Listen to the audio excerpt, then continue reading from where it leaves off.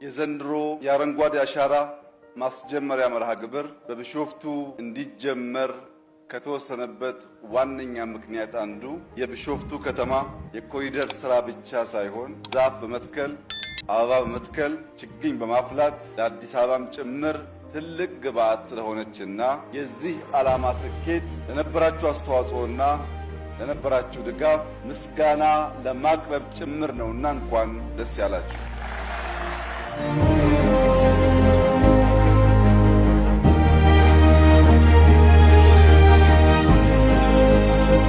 የአረንጓዴ አሻራ መርሃ ግብር በቀጥታ የኢትዮጵያን ሉዓላዊነት ከማረጋገጥ የኢትዮጵያን ብልጽግና ከማረጋገጥ ህልማችን ጋር የሚተሳሰር አንኳር ጉዳይ ነው።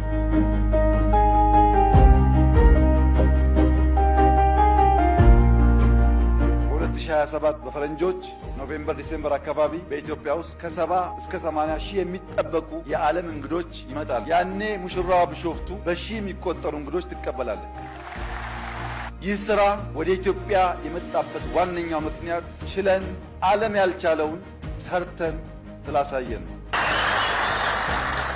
48 ቢሊዮን በነፃ ህዝብ ተባብሮ የተከለበት አንድም ሀገር ዓለም ላይ የለም። ታላቅ ታሪክ ነው። ዘንድሮ ከ8 ቢሊዮን በላይ እንተክላለን። በዚያ ወደ 56 ወይም ከዛ በላይ ለመግባት እንሞክራለን። በሚቀጥለው ዓመት ከምንጨምረው ጋር 65 ቢሊዮን ችግኝ ተክለን ነው ኮፕ እናሰናዳው። ኮፕ ኢትዮጵያ ሲዘጋጅ 65 ቢሊዮን ችግኝ መትከል የቻለች ሀገር የሚልን ዜና ለመላው ዓለም የምናበስርበት ጊዜ ይሆናል።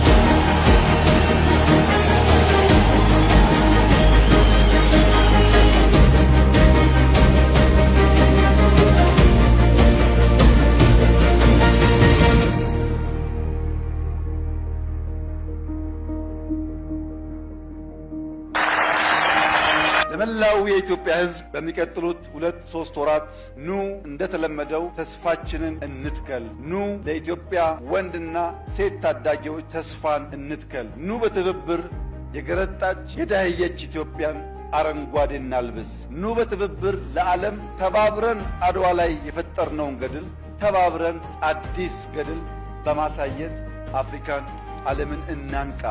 እንተባበር፣ እንችላለን። እንስራ፣ እናሳካለን። ያ ሲሆን ፈጣሪያችንም ያግዘናል። ክላይሜት ቼንጅ በሰሚት አይቀየርም፣ በስብሰባ አይቀየርም።